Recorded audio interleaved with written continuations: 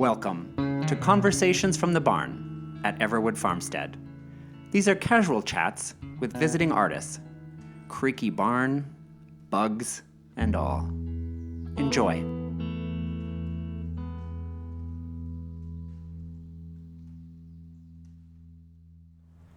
Hello and welcome everyone to Conversations from the Barn.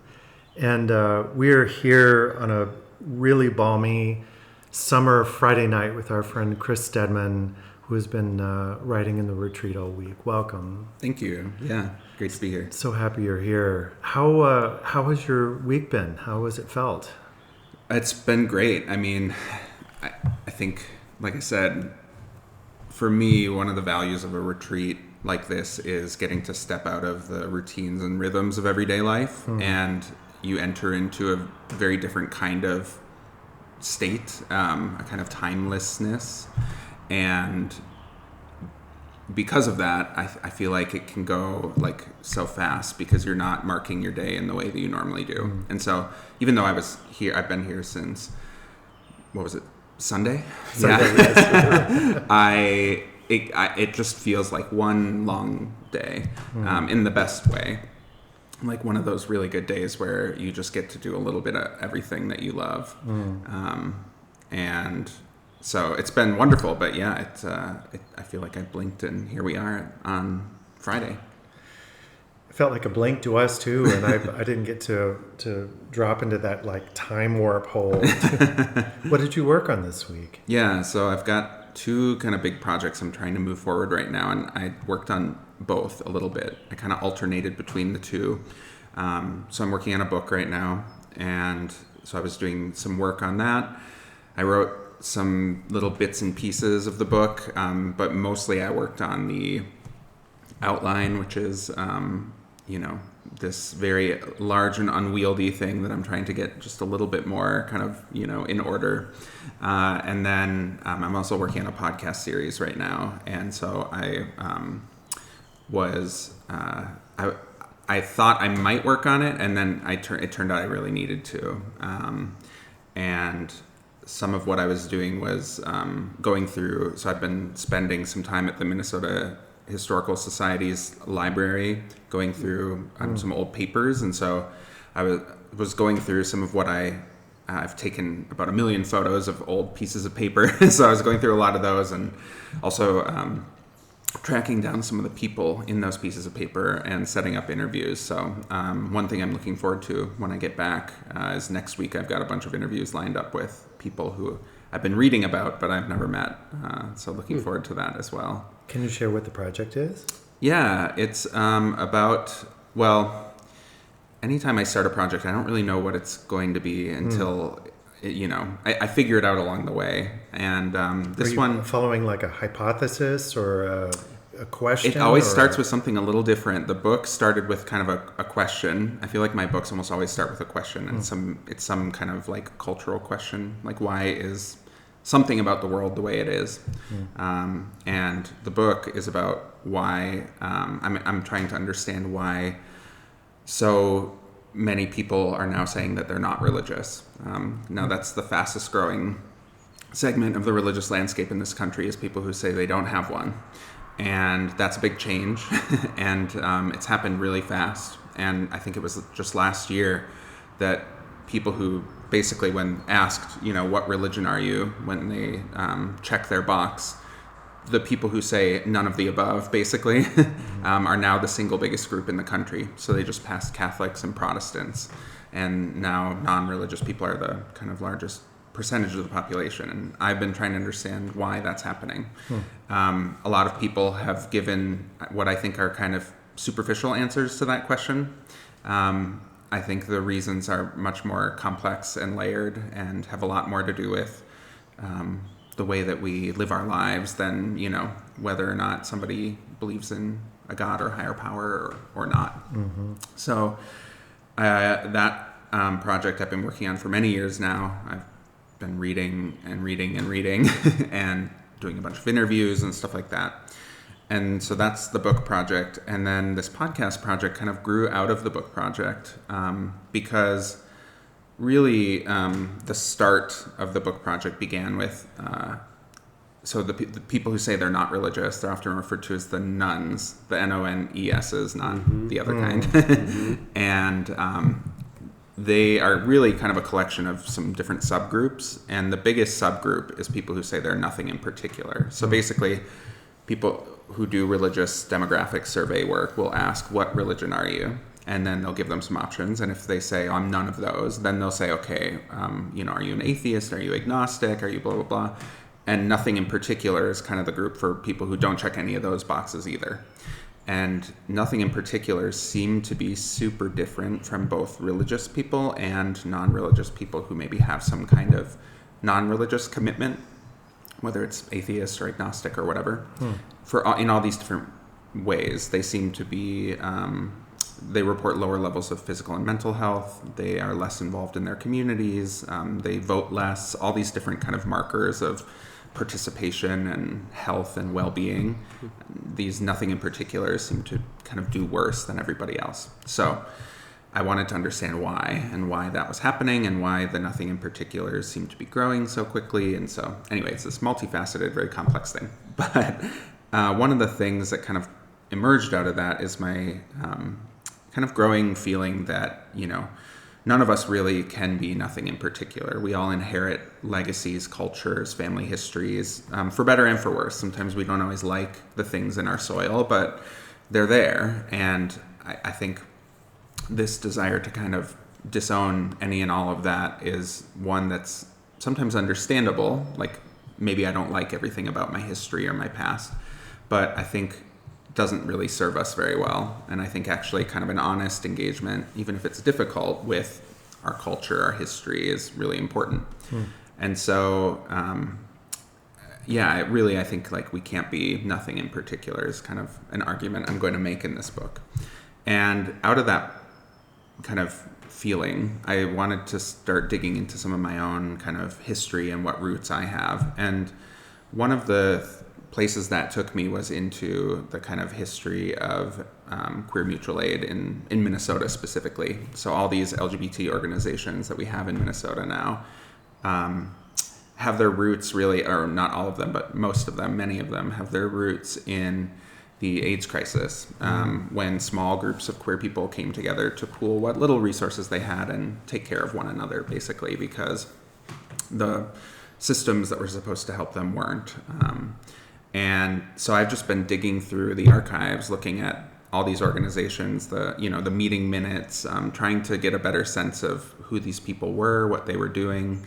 And I have a kind of personal connection to all of that, a family connection that, has been part of that search as well. So anyway, I'm going to be meeting very soon with some of these people who were involved in really early AIDS activism work here in Minnesota, and just wanting to get some of their stories and why they did what they did, especially as I've learned, some of the people I'm looking for aren't here anymore. And some of the people who are still here are, getting a lot older and might not be around. They're certainly not going to be around forever. And those stories aren't necessarily going to be captured unless somebody, takes that time to ask those questions and get those stories. So anyway, that's a long a long way of saying these projects, they're kind of different, but in my mind, one project kind of always emerges from another. Yeah. It feels like community, and even more than that, belonging, are very closely tied to spirituality. Yeah, I mean, I teach religion in my sort of free time. It's my like day job. Basically, I consider myself a full-time writer, but I teach because I like being part of an academic community. I love working with young people and students, and just from a financial perspective, writing, as a writer, your income is really variable. Sometimes I have, I sign a book contract, and then I might, books take a really long time, and I might not make any money again for a little while. And so teaching is something I kind of know can be regular and steady. And so just from like a financial planning perspective, it's helpful. But, I, as a someone who teaches religion, my interest in the subject really has everything to do with what you're saying. I'm interested in how people make sense of their lives, and all of the highs and lows that we experience in life, and then how people plug in and connect. And it may not be through religion. One thing I've been studying a lot these last few years is how people who say they're not religious still try to kind of meet those needs for meaning and community in their lives. But yeah, I think it's a core human need, the need to feel like we fit somewhere and to plug in and connect with other people. And there's a lot of talk these days about the kind of loneliness epidemic, and there's some really interesting and, I think to me, concerning numbers about, how few people feel like they have a single person close to them. And one thing that I learned in the research I've been doing is that a startling number of Americans say that they don't feel close to a single other person. But if you look at non-religious people, I think it goes from 50-something% among everyone to 70-something% among people who aren't religious. And so there does seem to be, a connection, and there's all kinds of social science research suggesting that there's a connection between religion and community and belonging. And so my concern with a lot of these people who are saying they're not religious now is, where are they finding that in their lives? Are they finding that? What are some of you mentioned there were some superficial responses or suggestions to why people are moving away from religion. Yeah. What's an example of one? Oh, I think we overemphasize the role of,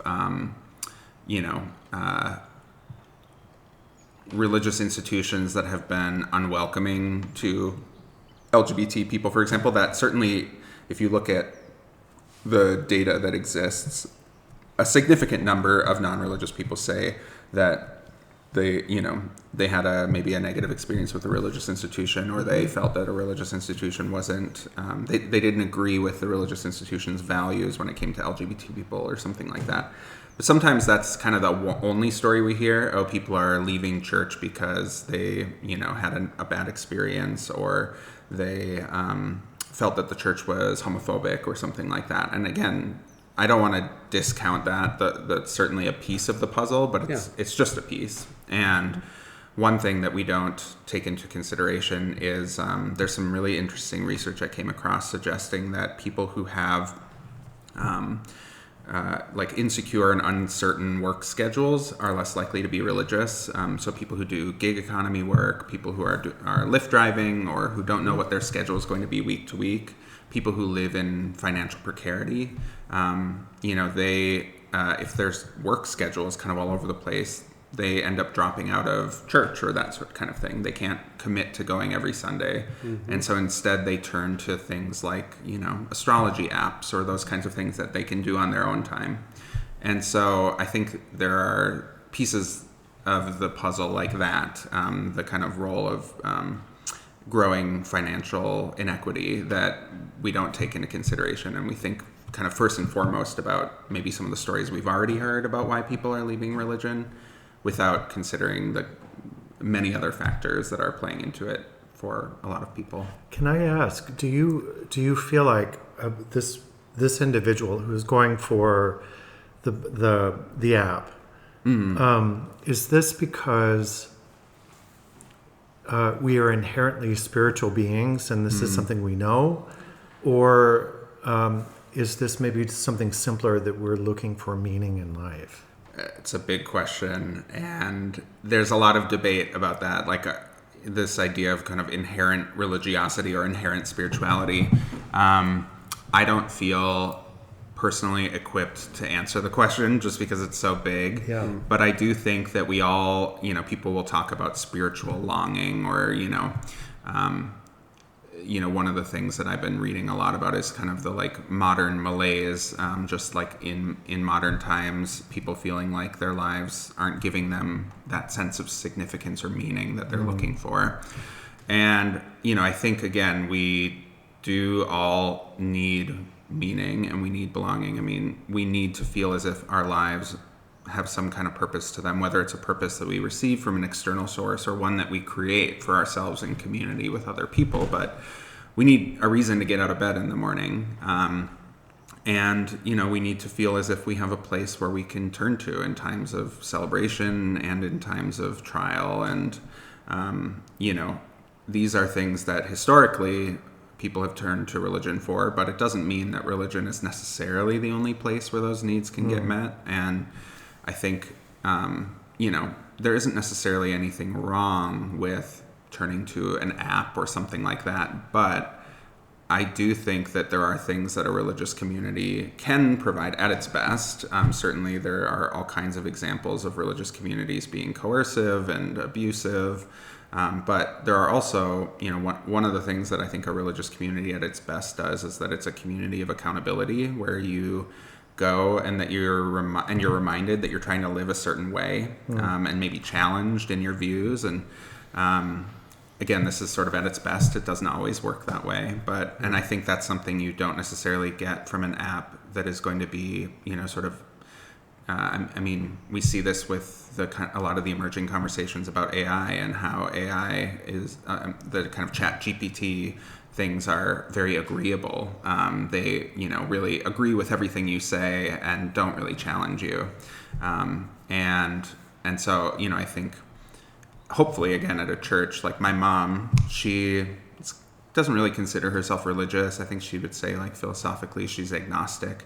But she has gone to a Lutheran church for, quite a while. And she says that, for her, going, even if she doesn't agree with everything she hears, it's a reminder that she's trying to live a certain way. And she finds that the rest of that day, she's a little bit nicer to people when she interacts with someone. And she maybe goes out of her way to contact the, relative who's isolated, who she knows, like, really would like to hear from someone, and just things like that, And I think we do struggle to live out our ideals, and again, at its best, a religious community, I think, can challenge you and remind you. I mean, the root of the word religion is religare. It's a Latin word. It means to bind, like to tie something.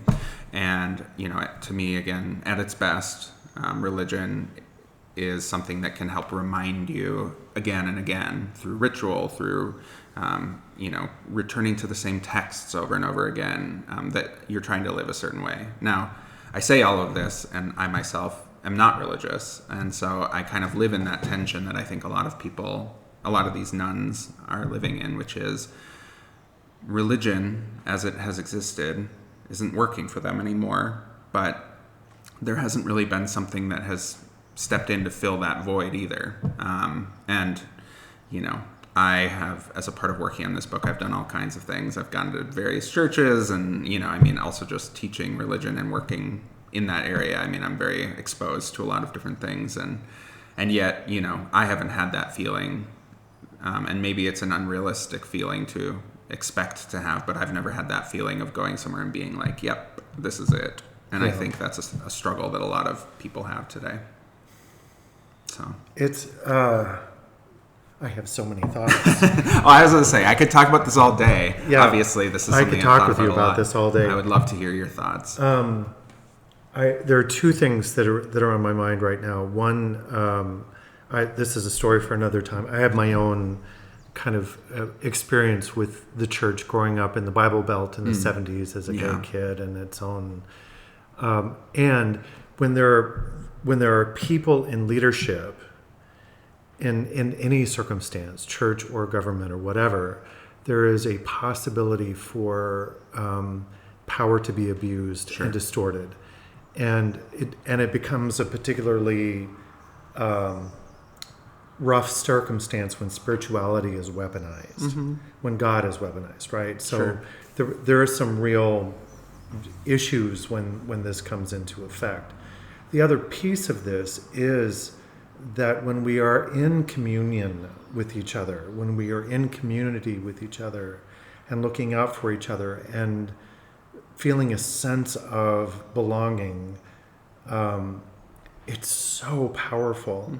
And Bill and I have been very, very considerate about the gatherings that happen in this barn. Yeah, I was going to ask, is this barn your church? It is our church. Yeah. It's my church for sure.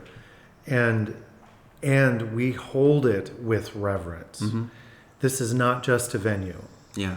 We are deeply, deeply working hard to earn trust, to have everyone in the room. Sure. And our agenda is to mend the ways that we are broken as communities, that we've forgotten our common humanity, the ways that we are more the same than we are different, and that art, our artists are the ones that can not only help us find fresh language for the human experience, but from a spiritual perspective, beauty and art and awe and all of that is wrapped up feels like a homecoming in the ways that it brings us back home to something bigger than ourselves. Yeah. And so we have a community here that is strong and heart forward and are looking out for each other. And we're building our own rituals. And, we've got a hell of a church in this space too. And we are not a church, and we are not a religion, and we are not any of that stuff. Sure. But there is something spiritual in it. There is something that deserves reverence in it, in the way that we hold people with radical hospitality, and the way that the community then starts building its own momentum and care for each other, that I think satisfies some of what it is that you're talking about in a non-religious way. Yeah, I mean, I think, my concern with the nuns and the Nothing in particulars especially is not that they're not religious. I mean, I'm not religious. That's fine. But I worry about the kind of inwardness, the isolation. I think it's totally fine to chart your own religious or spiritual path, but is it bringing you into relationship with other people, or is it something that is making you kind of more and more isolated and just in your own little kind of bubble? And we live in an age of fracture. We live in an age of hyper individualism, and I think there are ways that being not religious is, in some ways it's a rejection of the institutions that have failed so many people. I mean, like you, I've been through all of it with religion. I've had the good, the bad, everything in between. Yeah. And so I get the institutional rejection and wanting to move away from, hierarchical power structures that can be abused.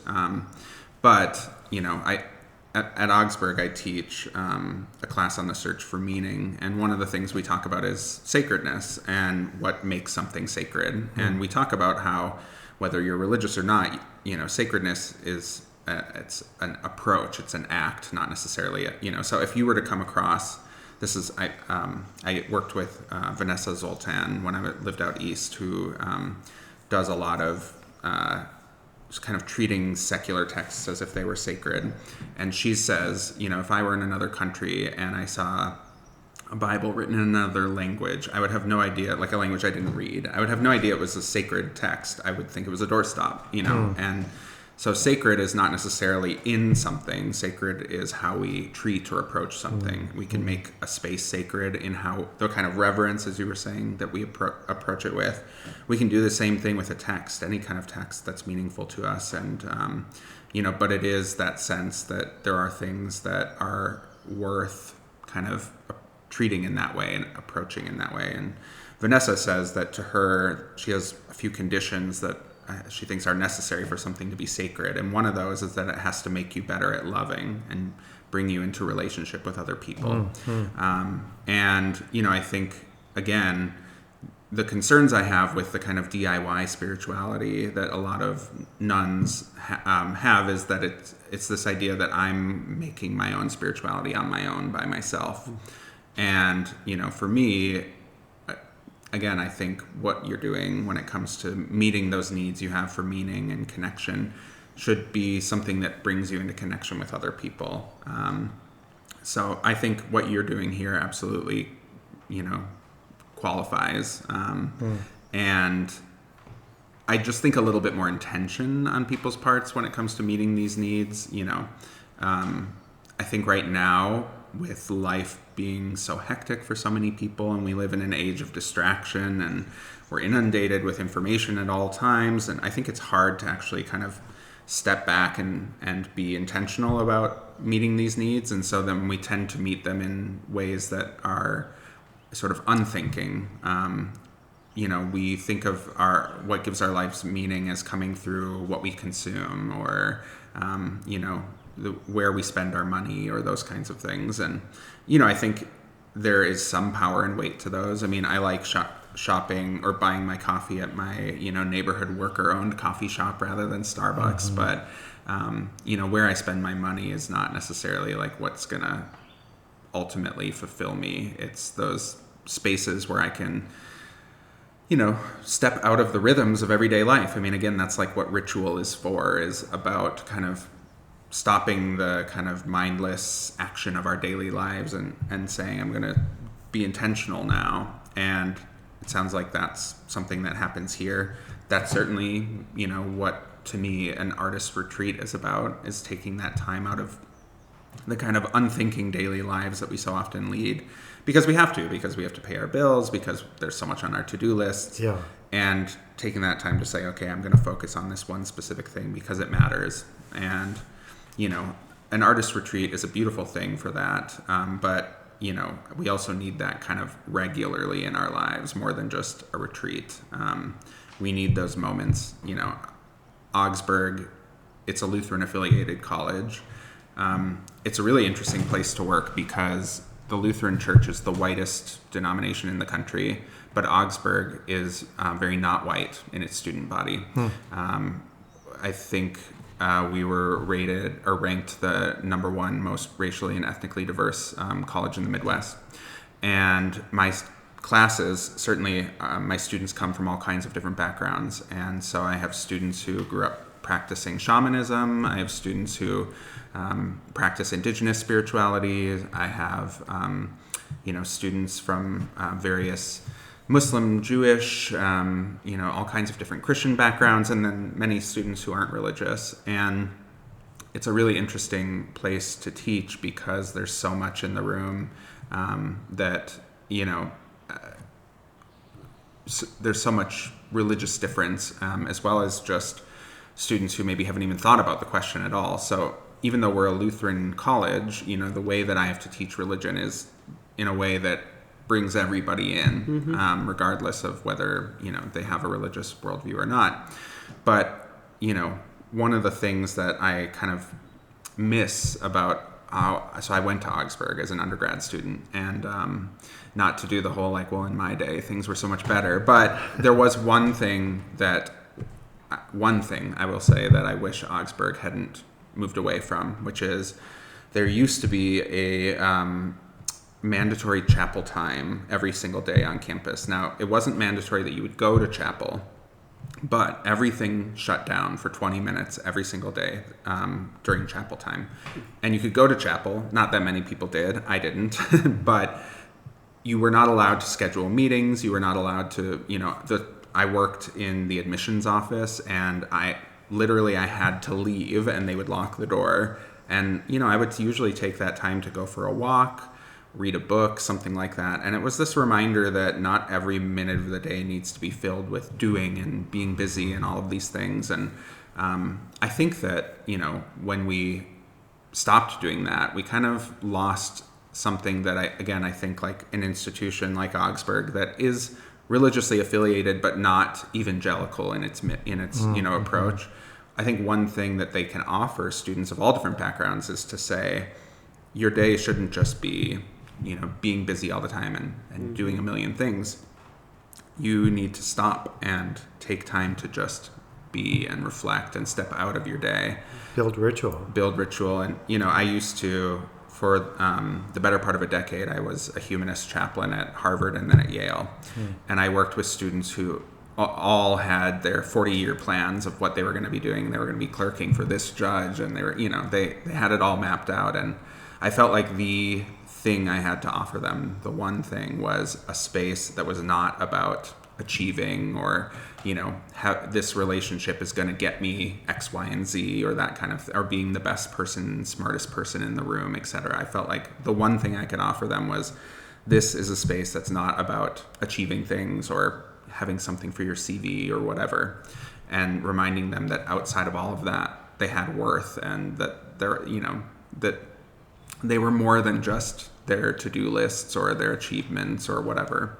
And yeah, I've been thinking just a lot about, in a kind of increasingly less religious age, like, where are people getting those reminders from, that they need to step out of their, day-to-day busyness. And again, I think places like this can absolutely fill that role. I mean, that has been my experience just this week being here, is like this reminder to step out of all the busyness of my life, and take time to pause and reflect. And so I'm glad that you're here offering that to people.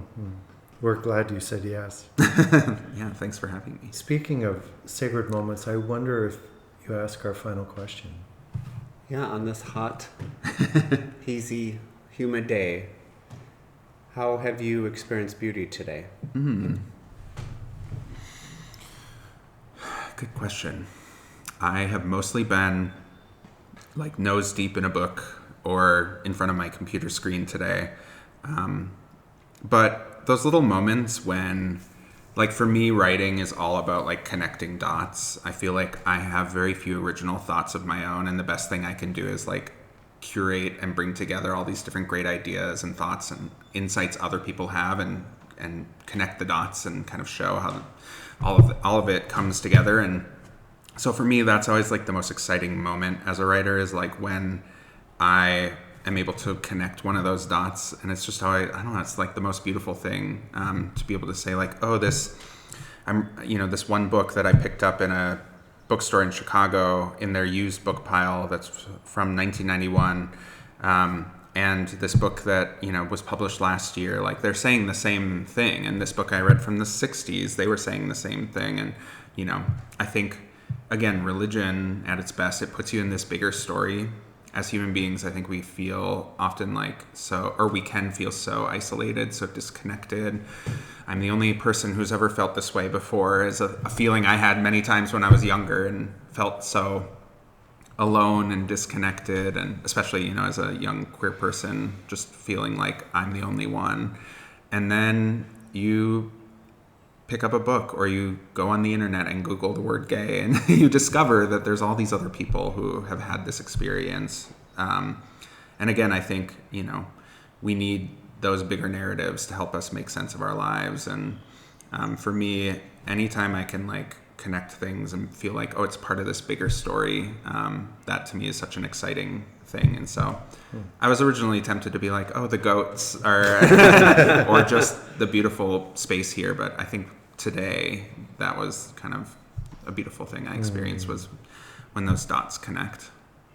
I have a friend who calls it a spiritual murmuration. Sure. It's like, oh, we're all following. You realize I'm not the only one following this thread. Totally. Oh, there you are. Oh, there you are. And here we go. Yeah, I mean, again, like digging through these archives and the History Center and seeing all these queer people who were organizing against oppression and for each other. And, it's like other people have done this before. I'm not alone in doing this. And there are blueprints and roadmaps that I can follow.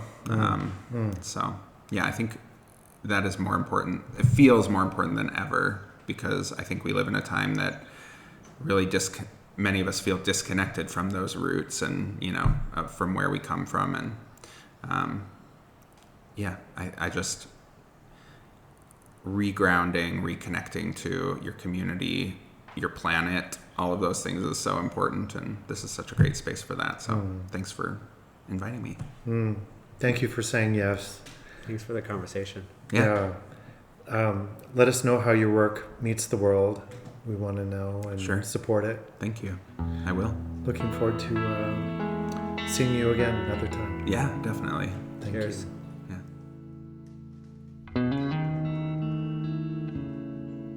Thanks for listening. to Conversations from the Barn at Everwood Farmstead. Our theme music is provided by John Mark Nelson. Wishing you all good health.